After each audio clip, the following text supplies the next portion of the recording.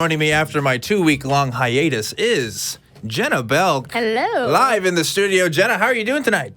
Pretty good. How are Awesome. you? I'm doing fantastic. Well, Jenna, you've been making the rounds around here at the atheist community of Austin. You've been on a couple different programs now, so I'm going to let you introduce yourself kind of as to who you are, because you kind of just showed up on the screen one day for people, and then you just kept on going, so yeah. Yeah, I was recently deconverted from Catholicism. And how recent is that? 11 months. 11 months. It's 11 months, and you're already, I mean, you've been on Atheist Experience. Yeah. You were on CallIn too, I believe. I mean, you've just been on our shows here and stuff. So, like, what's up with that? Like, when I was 11 months into my kind of deconversion, I was not nearly doing as much as you were. So, yeah, tell us about that. What's up? Around the time that I got deconverted was because I had a craving to learn. Mm-hmm. And the things that I was learning was inspiring me to want to be a better person. Mm-hmm. And so right after I deconverted, I found out that there was a community here and I could start volunteering. And so I decided January 1st as my New Year's resolution to start volunteering here. So Nice. And volunteering here, you've call screened for my show before. Yeah. You've call screened for tons of the other shows here. So yeah, Jenna's been around the block, and now she's making appearances on shows. And you're trying to start your own podcast now too. Is that right? I have started my own Yeah, podcast. tell It's called Atheist Stasis is the name of the show, but it's on my channel, Jenna Belk. So Yes. if you search my name, Jenna Belk, for the first episode, you can't search it by the first name. I don't know why, but that shouldn't be a problem going forward. But I should have. I'm working on my second episode pretty soon. What is the podcast about? What do you talk about? So it's about the fact that I have deconverted so recently, and I've been guesting on these shows and learning from these shows, and I realized that I have a lot to learn, and so I thought that I could use the podcast to learn with an audience and have kind of expose myself and be a possible guide for people that might be going through the same thing now or in the future. I don't know. Just yeah. What kind of guide do you want to be? When you say guide, like what does that mean? When you lose your religion, you lose a lot, and it's impactful. And unless you've done it, unless you've done it, you can't know what that feels like. Yeah. And so when you feel that loss of a path, then I realize that it might be helpful if I tell you what I started to readdress and learn how to do. And so my first podcast was about skepticism and humanism. What do I believe in, essentially? Yeah, right. Now, and how did I used to look at things, and how do I look at things now? And so I've got an episode coming up on street epistemology with you. Yes. And I've talked to Anthony Magnabosco, and I'm going to do one with him where we're going to go out and do some SE, and then we're going to come back and reevaluate it. Very cool. Very cool. I've got Dave Warnock lined up. We're going to talk about how he looks at death, and I look at death differently too now, because there's no heaven and hell and all that. So some interesting things that I'm having to re-look at. Yeah. Yeah. I mean, you've like the turnaround on this as far as like officially the day you said like, oh, I'm leaving the faith too. Yeah. Now I'm making content like all over the place. I mean, that's exciting, but also like, I remember when I was first starting to get into it, I realized I still needed time for myself to process kind of the changes that I went through. Now, part of it was, I knew Anthony. So I already knew a lot of people who were producing this kind of media and stuff. So I was already kind of interested in that. But like, what has it been like to like just kind of jump into things head first? Because most people, it takes time to kind of ease themselves into it. But I feel like you're just hitting the ground running. It's funny you should ask because I've been struggling actually because I enjoy doing all this stuff, and I have fun with it, and I love doing new things, and I learn something new every time I do it, and I want to help most of all. But I do have a lot to process, and so I do need to kind of slow down just a little bit because I do need to take time to myself and, kind of regroup because I'm learning a whole new life in addition to a whole new world of podcasts and, other things. So isn't that interesting because your worldview changed, so your lifestyle changed. Immediately. Your friends changed. Yeah. Your relationship to your family has changed. I mean, like everything has changed after all that. And I was hoping you could talk just a little bit, just talk about your deconversion story in particular and kind of some of the effects of that, because we've kind of discussed this, off mic before. And deconversion before or after? Yeah, well, just like so you mentioned earlier when a deconversion happens, at least in your experience, there was a loss there to some degree. And I wanted you maybe to just kind of divulge on that a little bit. Like, what does that mean to you? Well, when you think about, when you're a kid and you're growing up and what you're going to be when you grow up and how you're going to live your life, I always thought it was, I'm going to get to heaven. I'm going to be a mom and I'm going to have kids and I'm going to get to heaven. And when I realized that, I really don't think that there is a heaven, I really don't think there's a God, well, then what? So it was like, okay, well, I thought it was a cool thing because now that just meant that the life that I have, the days that I do have are just that much more valuable and that much more precious. And I now feel a little bit more pressure to not waste time. I'm glad you thought it was a cool thing because I thought it was I do terrifying. think it's a cool thing. I think it's cool now. I definitely was super, super scared at first. Well, it might be because I have an opportunity to listen to really positive people, their perspective. And so that's possibly influenced my perspective on it. Sure. So, yeah, you've been recently deconverted, doing the atheist media stuff. And also, I'm just pointing out, as many people point out, you are a woman in the atheist movement. And that has ramifications. And I've seen that. I've even seen the comments when people are, commenting live on some AXP and stuff. Objectively speaking, right, I think it's harder to be a woman and an atheist in this country than it is to be a man and an atheist. I think women have it harder because, one, there's more men atheists out there than there are women. So, like, I have more people I could talk to about this stuff that express the same gender identity as I do. But also, expressing that to people, there are some people who think that atheism is some sort of deviancy.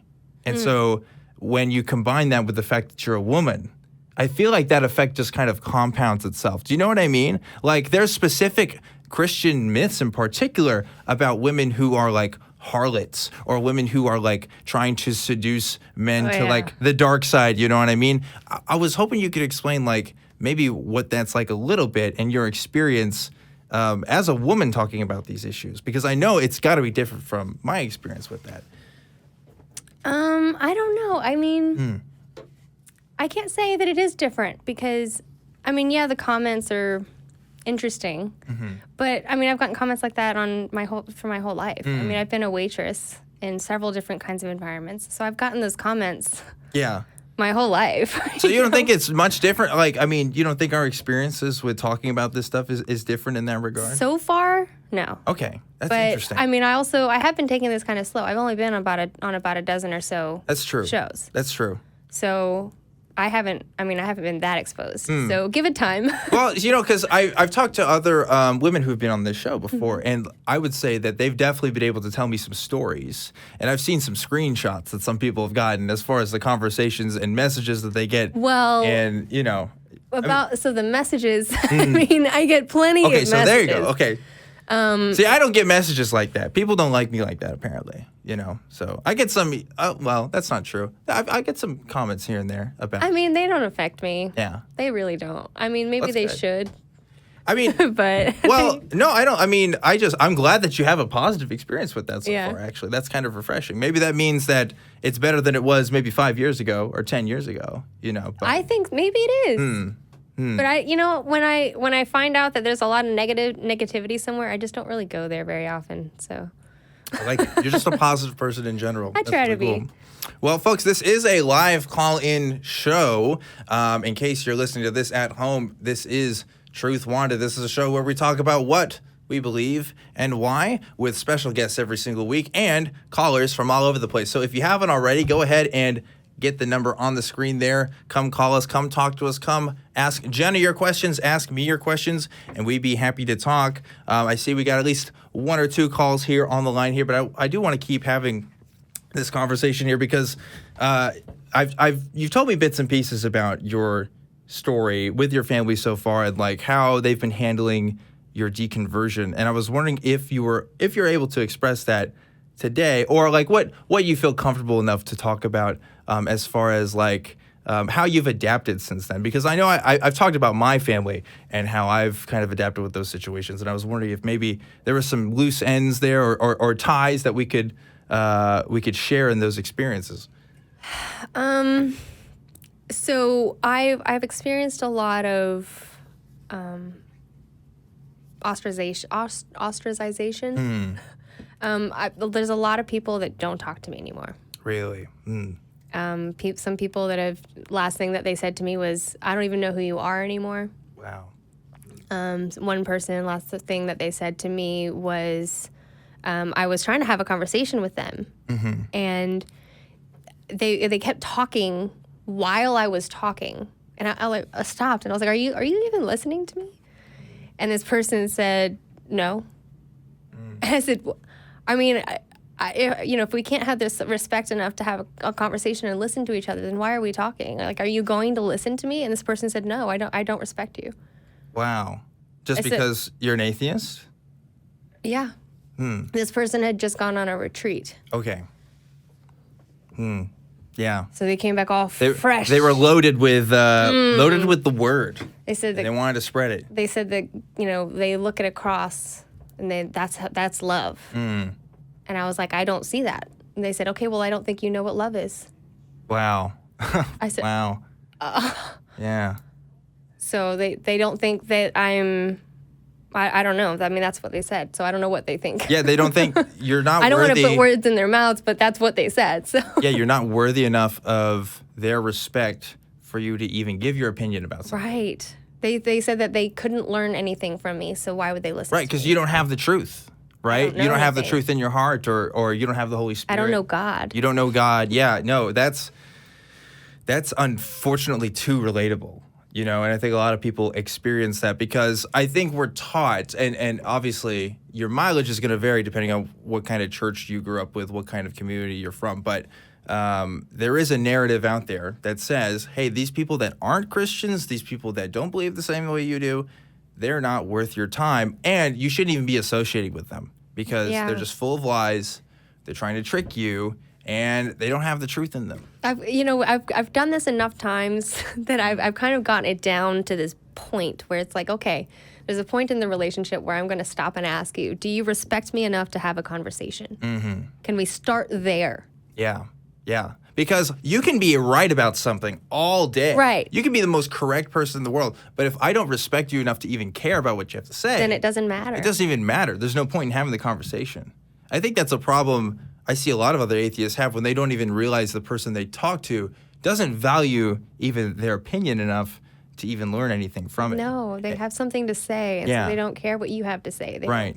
It's like, okay, I'm willing to listen to you, but are you willing to listen to me? That's the thing is. Yeah, and then that agitates us, and then that's where that tension happens, and then that's why people are uncomfortable even having these conversations in the first place, right? Right. Because people get really, they don't want to step on people's toes. They just want to be friends and move on, and that's why, politics and religion is like the two things you don't talk about at Thanksgiving dinner, even though it comes up anyway. Well, right? The thing is, they say in restaurants, don't talk about it in restaurants or bars. And it's like they say, just don't talk about religion and politics. And I'm like, but if you can't talk about it, then how are you going to fix it? See, I'm pretty sure whenever the ACA or anybody from the ACA goes out to a bar, that's all they talk about is religion and politics, right? Like, I'm sure the surrounding tables. Yeah, like multiple tables. Like we'll start the biggest fights with people, and not other people, but like amongst ourselves. But like, there's a difference when people around here do it because like they really enjoy it. Like that's their thing.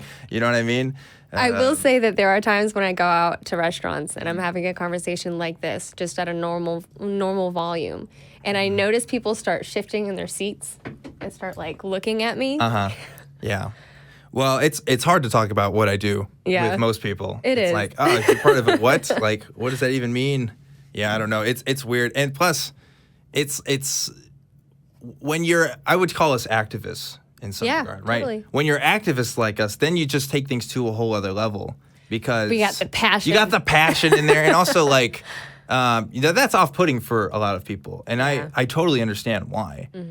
So like for me, I always dial it down when I'm talking to people. But when you talk about somebody that's in a new band, and they want to talk to you about their band, you let them talk about their damn band. That's true. You're right. Why not? Yeah, you're right. Because they're passionate about something. It's cool to learn something about from the perspective of somebody who is passionate about something. Because they don't want you to be passionate about worshiping the devil, Jenna. Oh my God. You know, that's what it is. I mean, like it's a combination of misinformation, a combination of worry. I legitimately think it's worry and fear for other people. It's certainly what it was for my family. And just lacking the background knowledge and communication skills to effectively have a conversation where information is going to be conveyed and movement actually happens. Somebody actually changes their mind, or somebody actually at least considers the things in front of them. Right? I think a lot of them haven't been exposed to that kind of conversation. Because when I think about my family, you know, and the people that they converse with on a daily basis, it's people like them. Yeah. And they're not exposed to, like the way that we have conversations now, you won't hear that at my Thanksgiving table. No, you won't. You won't hear it at mine either. I mean, that's like the next step. Like, this is the project that I'm interested in, right? It's like, how do we bring that to the table? And how do we do that where we're not hurting people, where we're not offending people, where we're just expressing a right to exist and expressing a right to express our beliefs, but also to actually have an effective dialogue with someone. I'm not necessarily interested in someone coming to the exact same conclusions I am at the end of the day. I am interested if somebody's listening, if somebody is looking out for other ideas and other conclusions, because they're out there. I will not go to my grave with the beliefs I hold today. Right. I hope I don't anyway, right? Like, I hope I change my mind on things as I continue to do every day. But that's also just not an ethic that a lot of people have. It's just not something that's developed. I know it was something they want to stay the same. Yeah, it's something I had to develop for sure. Like, it wasn't something I was born with. So, and I think that's what the case is for most people. Yeah. But